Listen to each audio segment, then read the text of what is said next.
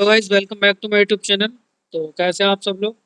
तो ये डाइफाइट जो है डाइफाइट के लिए जो है एंट्रेंस एग्जाम 2026 के लिए कुछ मोस्ट इंपॉर्टेंट रिपीटेड टॉपिक लेके आया हूँ जो एग्जाम में मोस्टली रिपीट होते हैं।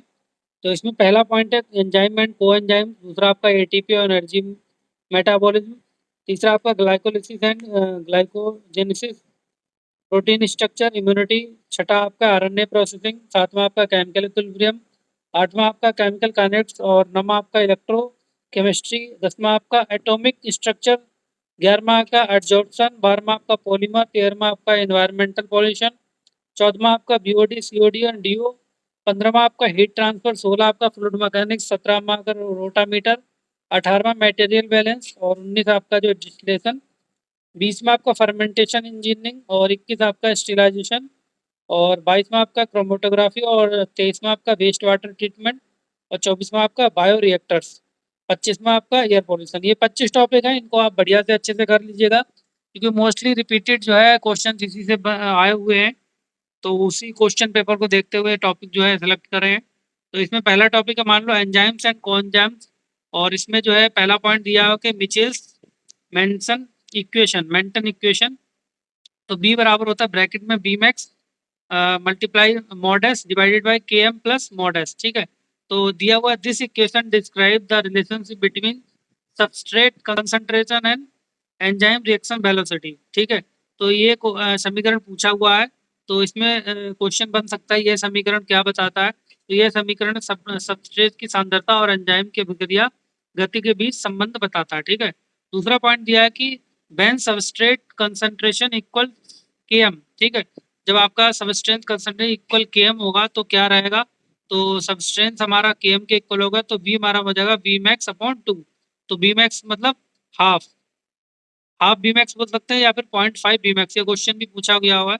When substance concentrate is equal to KM the reaction velocity becomes half of the maximum velocity. ठीक है, तो जब सबस्ट्रेट की सांद्रता केएम के बराबर होती है तब अभिक्रिया की गति अधिकतम गति की आधी होती है। ठीक है, ये क्वेश्चन भी जो है अब आपको जो है मिचल्स कांस्टेंट केएम के बारे में कुछ दिया हुआ।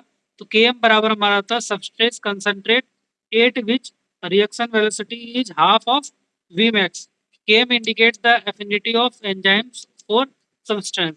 हिंदी में दिया है तो Km क्या दिखाता है, एंजाइम और सबस्ट्रेट के बीच में आकर्षण को दर्शाता है, मतलब एफिनिटी को दर्शाता है। अगला दिया है affinity and KM relation. KM और एफिनिटी के बीच में क्या रिलेशन होता है, तो एफिनिटी समानुपाती होता है 1/Km। ठीक है, अगर हमारा लोअर केएम रहेगा मतलब हाई एफिनिटी रहेगी, जैसे जैसे आपका केएम कम होगा एफिनिटी बढ़ती जाएगी और केएम आपका बढ़ता जाएगा तो आपकी लोअर एफिनिटी होती जाएगी। ठीक है, कम केएम का अर्थ है अधिक आकर्षण और अधिक केएम का अर्थ है कम आकर्षण। और अगला पांचवा दिया कि हेलो हेलोजाइंस हेलो एंजाइम फॉर्मूला। तो हेलो एंजाइम्स होता है आपका एपोएंजाइम प्लस कोफैक्टर। ठीक है, तो ये फॉर्मूला होता है, तो आपको पूछ सकते हैं। ठीक है, तो a complete and active enzymes is called holo enzymes, holo enzymes. ठीक है, तो पूर्ण और सक्रिय एंजाइम्स को होलो एंजाइम्स कहते हैं। ठीक है, छठवें दिया कोफैक्टर फॉर्मूला। तो कोफैक्टर बराबर होता है मेटल आयंस और को एंजाइम्स। ठीक है, तो को factor helps enzymes perform catalyst activity.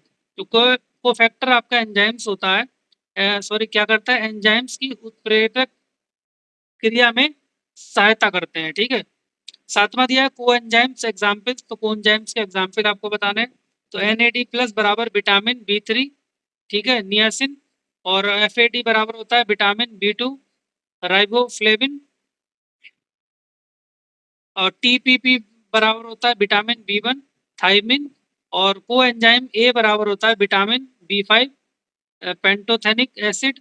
और most coenzymes are derivated from vitamin. तो इसका क्वेश्चन बन सकता है कि मोस्ट को एंजाइम्स किससे डेरिवेटेड होते हैं, आपके विटामिन से बनते हैं। अधिकांश को एंजाइम्स जो है विटामिनों से बनते हैं। ठीक है, आठवां दिया पॉइंट आपका एंजाइम्स लोअर एक्टिवेशन एनर्जी। तो एंजाइम्स डिक्रीज एक्टिवेशन एनर्जी। ठीक है, तो ESI से प्रदर्शित करते हैं। और enzymes speed up reaction by reducing activation energy. ठीक है, तो दो पॉइंट दिए इसमें। एंजाइम जो है सक्रिय ऊर्जा को कम करके अभिक्रिया की गति बढ़ाता है। क्वेश्चन ऐसे ही पूछ सकता है कि जो है एंजाइम सक्रिया की ऊर्जा को कम करके गति बढ़ाएगा या घटाएगा? तो अभिक्रिया की गति को बढ़ाता है, ठीक है। अगला दिया है कि enzyme do not change delta G जो होता है गिव्स फ्री एनर्जी, ये डेल्टा जी का साइन है। और इक्विलिब्रियम कांस्टेंट कांस्टेंट हमारा के है, ठीक है। Final product F amount at equilibrium. तो और जो है enzymes only increase reaction rate, ठीक है। तो ये जो है 4 पॉइंट हैं। एंजाइम्स डू नॉट चेंज, जब चेंज नहीं होता है, केवल एंजाइम केवल अभिक्रिया की गति बढ़ाते हैं, ठीक है, बाकी ये चीजें नहीं, ठीक है। अगला दिया आपका राइबो राइजो राइबोजिम, ठीक है। राइबोजाइम इक्वल्स टू होता है कैटालिटिक आरएनए, ठीक है। तो some RNA molecules can act as enzymes, कुछ मॉलिक्यूल जो आपके आरएनए होते हैं मॉलिक्यूल्स, वो एक्ट करते हैं एंजाइम्स की तरह, ठीक है। जैसे हिंदी में दिया कुछ आरएनए अणु एंजाइम्स की तरह कार्य करते हैं, ठीक है। वन लाइन टू की अगर रिवीजन की बात करें तो एपोजाइम बराबर होता है प्रोटीन पार्ट ऑफ एंजाइम, ठीक है। और इसके बाद में जो है को एंजाइम्स क्या होते हैं हमारे ऑर्गेनिक कोएफेक्टर। और होलोजाइम्स हमारे अपोजाइम प्लस कोएफेक्टर। और व्हेन एस बराबर के एम देन वी बराबर हमारा हाफ वी मैक्स हो जाएगा। अगर लोअर के एम है तो हाई एफिनिटी होगी और कम के एम है तो अधिक आपकी एफिनिटी होगी, ठीक है। तो ये आपका कोएंजाइम्स एंजाइम्स के बारे में कुछ शॉर्ट नोट्स था। और इसके जो है क्वेश्चन आंसर देखते हैं जो प्रीवियस ईयर में टाइप में पूछे गए थे। तो पहला क्वेश्चन दिया है कि the protein part of an enzyme is called. तो protein part of enzyme is क्या कॉल्ड कहलाता है? कोएंजाइम, एपोएंजाइम, होलो एंजाइम या फिर कोफैक्टर, ठीक है। तो इसका जो सही आंसर रहेगा ऑप्शन नंबर 2 रहेगा, एपो एंजाइम, ठीक है। तो एपो एंजाइम एंजाइम का प्रोटीन भाग होता है। को एंजाइम इज, तो को एंजाइम क्या होता है? Always a protein, often a protein, always an inorganic compound या फिर लिपिड।